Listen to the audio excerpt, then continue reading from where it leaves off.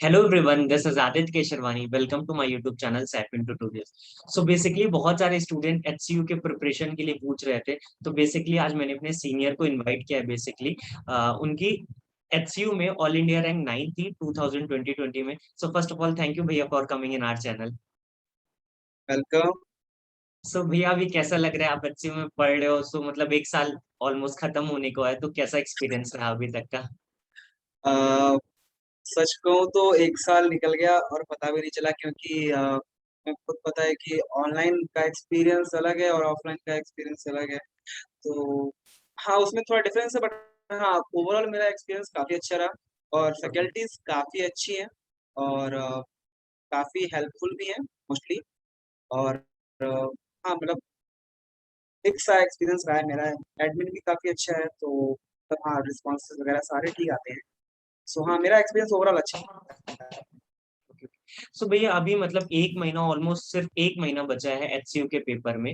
तो अभी स्टूडेंट के दिमाग में तो बहुत ज्यादा प्रेशर चल रहा है कि एक महीना बचा है, तो अभी उनको किस हिसाब से स्ट्रैटेजी को फॉलो करना चाहिए? क्योंकि एक महीना बचा है, तो किस हिसाब से प्लानिंग करनी चाहिए? अ, देखो, अगर प्लानिंग के हिसाब से सोचें तो अ, अभी क्योंकि बच्चों ने क्या किया होगा, जैम के बाद जो है पढ़ना बंद कर दिया होगा। ठीक है, हम्म। मोस्टली को मान के चलता हूँ क्योंकि वो एक्सपेक्ट ये करते हैं कि हाँ, जैम के बाद मेरा निकल जाएगा। ठीक है, और मुझे कुछ ना कुछ मिल जाएगा तो मैं उसके बेसिस पे कुछ करूंगा। ठीक है, और क्योंकि ये पैंडेमिक सिचुएशन में काफी लोगों ने काफी कुछ सफर किया है, मेंटली, हम्म। फिजिकली, तो काफी मुश्किलें रही होंगी सबके लिए। बट मैं पर्सनली ये सजेस्ट करूंगा कि अगर आपका बेसिक थोड़ा बहुत क्लियर है, ठीक है, अगर आप नॉर्मल क्वेश्चंस भी कर ले रहे हो जैम लेवल के, ठीक है, तो आप इजीली इस एग्जाम को क्लियर कर सकते हो only on the basis of if you are preparing with previous year okay. papers. Okay, so you can totally recommend rely on that कि सिर्फ प्रीवियस ईयर पेपर आप कर जाओ अगर, ठीक है, अच्छे से, तो उससे आपको काफी आइडिया लग जाएगा कि ऐसा एग्जाम आएगा। और ऑनलाइन वेबसाइट पे सारा कुछ अवेलेबल है, बहुत अच्छे से मिल जाएगा। सो अच्छा, अभी मतलब जैसे भैया अभी जैम स्टूडेंट्स ने दिया, तो अभी उनके पास नोट्स आ रही है, तो उसको रिवाइज करना रिवाइज करना चाहिए कि अभी सिर्फ प्रीवियस ईयर पे ही फोकस करें? रिवीजन, अगर ये कहूँ कि अगर आप पेपर पहले डाउनलोड कर लो, ठीक है, आप सॉल्व करते जाओ क्योंकि कई सब्जेक्ट्स क्या होते हैं, कई टॉपिक्स क्या होते हैं, स्टूडेंट्स के उनको उस चीज में रिवीजन की जरूरत होती नहीं है ज्यादा। ठीक है, और क्वेश्चन भी बहुत ज्यादा टफ नहीं पूछे जाते, कुछ होते हैं ट्रिकी क्वेश्चन होते हैं, ठीक है, आउट ऑफ द बॉक्स आ जाते हैं, बट हाँ, उनके लिए हम पूरा सब्जेक्ट नहीं पढ़ सकते हैं, ठीक है, क्योंकि हमारे पास टाइम है नहीं एक महीने का। ठीक है, तो अगर हम लोग 2010 से भी पेपर सॉल्व करना स्टार्ट करेंगे तो 75 क्वेश्चंस ऑलमोस्ट होते हैं हर पेपर में। ठीक है, तो it will not be that easy कि आप एक महीने में भी पूरा खत्म कर सको अगर आप अच्छी पेस से भी चल रहे हो तो। ठीक है, तो भी टफ रहता है थोड़ा। ठीक है, मोटिवेशन लूज हो जाता है, कभी कभी नहीं होते क्वेश्चंस तो मैं तो ये रिकमेंड करूंगा कि आप ऐसा कर सकते हैं कि आप प्रीवियस ईयर पेपर लो, ठीक है, आप सॉल्व करना स्टार्ट करो। उसके हिसाब से अगर किसी टॉपिक में आपको कोई पर्टिकुलर प्रॉब्लम आती है, ठीक है, तो आप उस पर्टिकुलर टॉपिक को रीच करो, ठीक है, अपने नोट से। Otherwise there is no point कि आप पूरा जो है सब्जेक्ट दोबारा रिवाइज करो। उसको पर्टिकुलर ओके। टॉपिक में प्रॉब्लम आए तो ओके, सो भैया आप कुछ एग्जाम पैटर्न के बारे में बताइए कि पेपर किस हिसाब से पैटर्न क्या रहता है, नेगेटिव मार्किंग कौन सा कितना रहता है? हाँ, तो देखो, पेपर में जो है 75 क्वेश्चंस होते हैं, ठीक है, और 100 मार्क्स का पेपर होता है। ठीक। फर्स्ट जो सेक्शन होता है, ए सेक्शन, उसमें 25 क्वेश्चंस होते हैं, 1 मार्क ईच, एंड 1/4 शायद नेगेटिव मार्किंग है, I am not sure, but हाँ 1/4 होती है। ठीक है, सेकंड जो सेक्शन होता है उसमें 50 क्वेश्चंस होते हैं जिसमें कोई नेगेटिव मार्किंग नहीं होती है, तो ये एक प्लस पॉइंट है। और उसके जो मार्क्स मिलते हैं वो 1.5 मिलते हैं। सो टोटल 100 मार्क्स का पेपर होता है, तो ये इसका पैटर्न है थोड़ा। ठीक है, अच्छा, एक बाकी आप आसपास बता सकते हो कि इसकी जनरल कट ऑफ मतलब कितनी जाती है अगर एक जनरल स्टूडेंट की बात करते हैं तो? हाँ, ठीक है, ये काफी मुझे भी पूछा जाता है और मुझे भी अपने टाइम में काफी प्रॉब्लम आई थी। ठीक है, तो पहले तो सीट्स की बात कर लेते हैं। सीट्स जो है वो 62 है। ठीक है, 62 63 सीट्स हैं। इसमें काफी सीट्स हैं ये, ठीक है।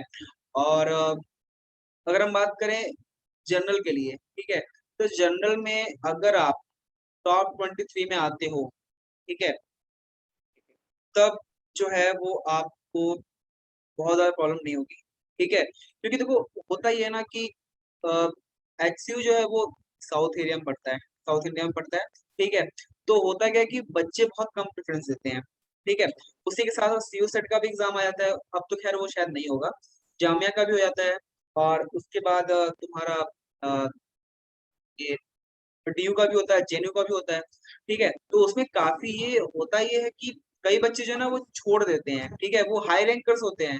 Even from my group almost मैं तुमको बताऊँ 5 बच्चों ने छोड़ा है, ठीक है? जो अच्छे रैंकर्स थे। टॉप 20 में तो टॉप 23 में तो करीब 4 बच्चों ने छोड़ा है, सोचो, जी, ठीक है?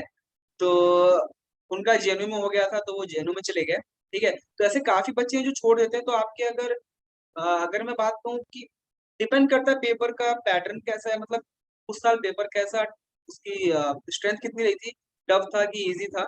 डिपेंडिंग अपॉन दैट अगर मैं एक फेथफुल स्कोर मानूँ, ठीक है? जी, तो अगर आप 45 प्लस लाते हो, ठीक है? ओके, अगर आप 50 प्लस लाते हो, ठीक है? ठीक है। आउट ऑफ 100 अगर आप जनरल हो और 50 प्लस अगर आप ला रहे हो, ठीक है? हुँ, तो आप श्योर हो जाओ कि आपका एडमिशन हो रहा है, ठीक ओके, है? अगर पेपर बहुत ज़्यादा ही ईज़ी ना आ जाए, ठीक हुँ, है? तब वेरी कर सकता है, क्योंकि हमारे टाइम में हुआ ये था लास्ट ईयर कि पेपर थोड़ा-सा टफ था, ठीक है? थोड़ा-सा टफ था बाकी सालों के हिसाब से, बट उसमें प्रॉब्लम एक और हो गई थी कि कई सेंटर्स पे कैलकुलेटर्स प्रोवाइड नहीं किए गए थे, ठीक ओके, है? कैलकुलेटर्स ले लिए गए थे, कई सेंटर्स पे कैलकुलेटर दिए गए थे, कई पे नहीं दिए गए थे। तो ये ओके, एक बड़ी कन्फ्यूजन का सिचुएशन बन गया था। सो उस बेसिस पे काफ़ी मार्क्स वैरी किए थे, ठीक है? तो उस हिसाब से अगर देखा जाए तो 50 प्लस एक लीनिएंट स्कोर है, ठीक है? अगर हम पेपर की टफनेस की बात करें तो, ठीक है? अगर पेपर ठीक-ठाक आ रहा है, तो आप 50% आप स्कोर अगर कर रहे हैं, 50 से ऊपर अगर आप कर रहे हैं, ठीक है? तो आप अच्छे से आप कर ले जाएँगे। और बट मैं ये रिकमेंड करूँगा कि आप ट्राई करें कि 55 प्लस आपका हो ताकि श्योर हो जाए वो, ठीक है? क्योंकि ईज़ी आएगा तो 55 स्कोर अच्छा है। ओके। सो जनरली ये जो आपने कैलकुलेटर की बात की, तो ये अलाउड होता है कि नहीं जनरली? जनरली देखो यही यही दिक्कत है क्योंकि अ, उसमें पेपर में जो फ्रंट पेज होता है जिसमें रूल्स एंड जी, रेगुलेशंस लिखे होते हैं, उसमें ये था कि पेपर उन्होंने ऐसा मेंशन नहीं किया था कि इस पेपर के लिए होगा, ठीक है? उन्होंने क्या किया कि calculators are allowed only for particular subjects, okay, okay? उन्होंने सब्जेक्ट का नाम नहीं लिखा, ठीक है? ओके, और हम लोगों ने हम लोगों ने क्या किया कि पूछा उनसे कि हमने बोला कि सर अब फिजिक्स के लिए नहीं होगा तो और किसके लिए होगा आप ये बताइए? क्योंकि इतने सारे कॉम्प्लेक्सिटीज़ थी, तुम केमिस्ट्री के हो इनऑर्गेनिक में फिजिकल में कितना कुछ होता है, ठीक है? तो पूछने के लिए कैलकुलेशन के लिए, ठीक है? तो तुम्हारे में भी मतलब ज़रूरत पड़ती होगी, ठीक है? तो फिजिक्स तो एक हाई लेवल की चीज़ हो गई यार, उसमें तो मैथमेटिक्स बहुत ज़्यादा इन्वॉल्व है। तो उसमें उन्होंने अलाउ नहीं किया था, ठीक है? सो ये एक कन्फ्यूजन की सिचुएशन थी। कई जगहों पे अलाउ कर दिया गया था, टीचर्स लीनिएंट थे, कई जगहों पे लेट किया गया, कई जगहों पे बिल्कुल किया नहीं गया। जैसे हमारे सेंटर पे बिल्कुल नहीं किया गया था, ठीक है? थ्रू आउट उन्हें अलाउ नहीं किया गया, बट स्टिल मैनेज करना पड़ा। थोड़ा बहुत उसमें फिर चांसेस लगाने पड़े, चांसेस इन सेंस अप्रॉक्सिमेटली क्या आएगा, ठीक है? तो उस बेसिस पे था। अच्छा एक चीज़ ये बताइए भैया जैसे बेसिकली जो पेपर पैटर्न है उस हिसाब से आपने पेपर दिया तो आपको आइडिया होगा कि कोई टॉपिक से कुछ ज़्यादा क्वेश्चन्स आते हैं मतलब किसी टॉपिक का वेटेज ज़्यादा है क्या?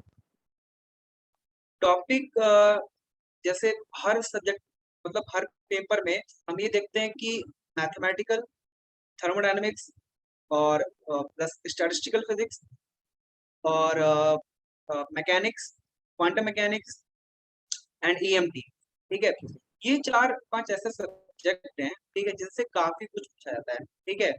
काफ़ी कुछ पूछा जाता है, बट हाँ, सब लोगों का मैकेनिक्स वगैरह इतना मतलब अच्छा होता नहीं है, ठीक है? कई बच्चे छोड़ जाते हैं, उनका मैकेनिक्स नहीं हो पाता है, कई बार ईएमटी नहीं हो पाता है, ठीक है? तो उनको डरने की ज़रूरत नहीं है, ठीक है? अगर आप मैकेनिक्स छोड़ के भी जा रहे हो, तो आप अदर सब्जेक्ट पे फ़ोकस कर सकते हो। अदर मीन्स आप थोड़ा इलेक्ट्रॉनिक्स देख लीजिए, थोड़ा आप सॉलिड स्टेट फिजिक्स देख लीजिए, ठीक है। थोड़ा आप जो एनालॉग इलेक्ट्रॉनिक्स है, या अगर आप बात करें कि डिजिटल इलेक्ट्रॉनिक्स, वो आप देख सकते हो, ठीक है। ऑप्टिक्स पे बेस्ड काफी अच्छे क्वेश्चंस आते हैं उसमें, ठीक है।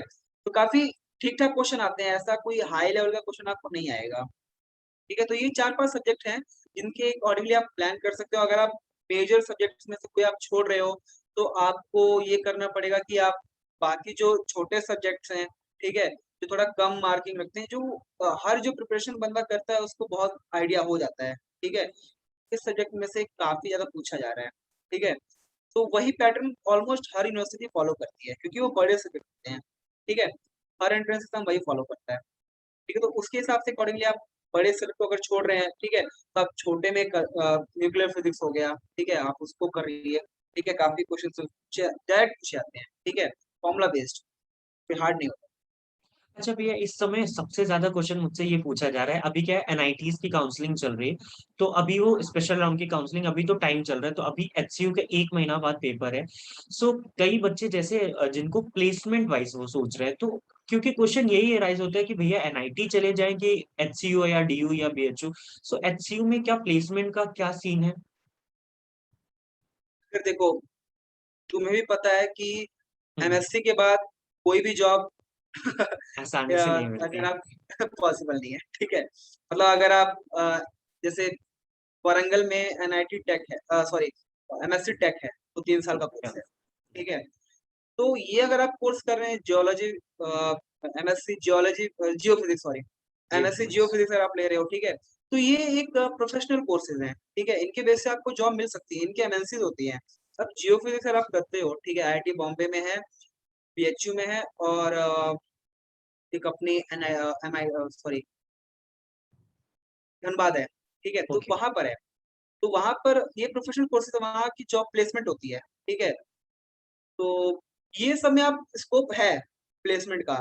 अगर आप ये सोचो कि आपको एमएससी फिजिक्स करके आप किसी जॉब के बारे में सोचो, तो वो तभी पॉसिबल होगा जब आप इंडिपेंडेंटली जाके वहां पर उनके कुछ क्राइटेरियाज होते हैं कि हाँ, आपके पास अगर टैलेंट है, ठीक है, अगर आपके पास एक्स्ट्रा टैलेंट है, ठीक है, तब तो जाके आप जॉब की आपकी प्लेसमेंट हो पाएगी, ठीक है। क्योंकि कई बच्चे हैं जो प्लेसमेंट ले जाते हैं, ठीक है।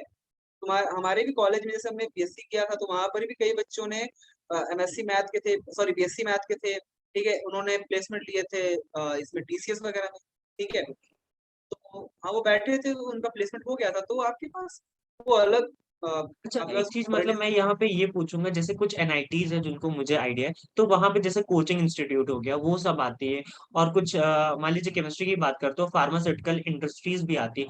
तो क्या इन सब हाँ, यूनिवर्सिटी में यहाँ पे भी ये सारी कंपनीज़ आती हैं, मतलब कोचिंग इंस्टीट्यूट या इंडस्ट्रीज़ वगैरह? एक चीज मैं तुमको बताऊं कि एचसीयू का जो केमिस्ट्री डिपार्टमेंट है, ठीक है, ओके, वो इंडिया का दी बेस्ट है, या ठीक है।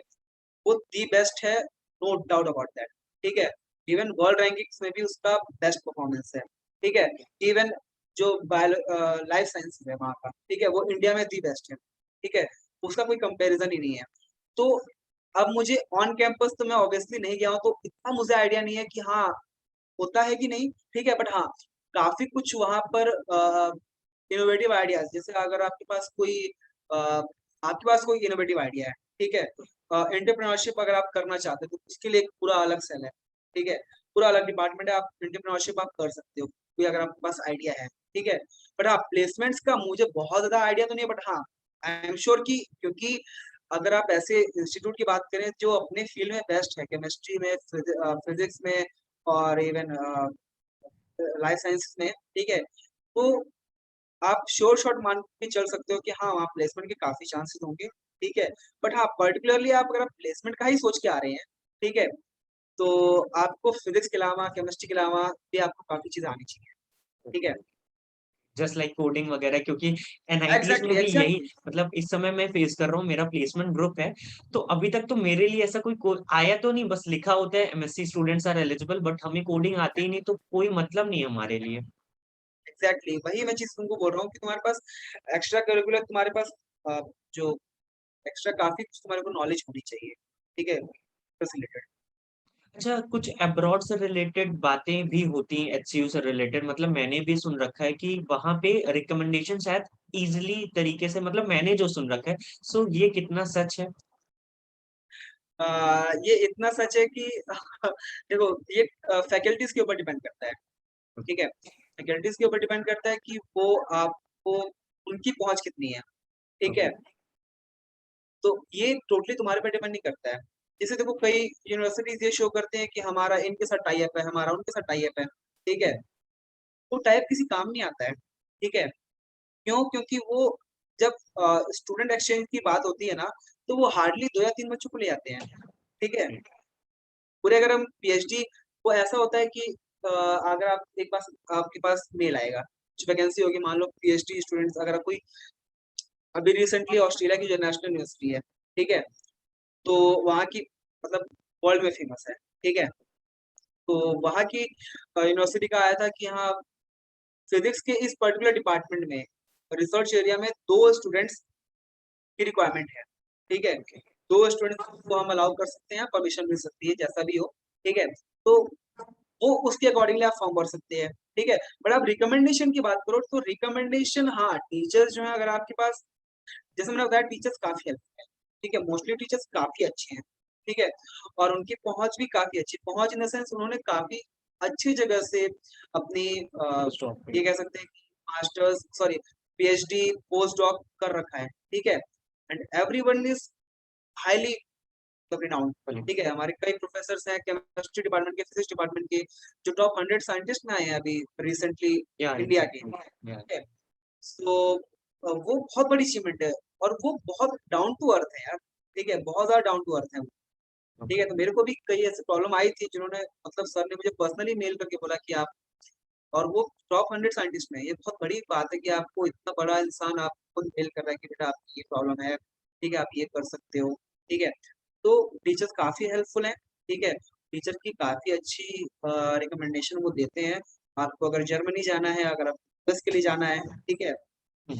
तो आपको ईज़िली मतलब हाँ, ईज़िली नहीं कहूँगा, हाँ, आपको अर्न करना पड़ेगा, उनका ट्रस्ट अर्न करना पड़ेगा, बट हाँ, वो दे देते हैं। सो अभी मुझे लग रहा है स्टूडेंट्स के एटलीस्ट डाउट्स तो क्लियर होंगे कि 1 महीने में क्या, बस लास्ट में एक चीज़ ये पूछूँगा, उनको कुछ लास्ट में एडवाइस करना चाहेंगे कि पेपर को कैसे देना, क्योंकि प्रेशर बहुत ज़्यादा बिल्डअप है इस समय, 1 महीना सिर्फ है। हाँ, हाँ, एग्ज़ैक्टली।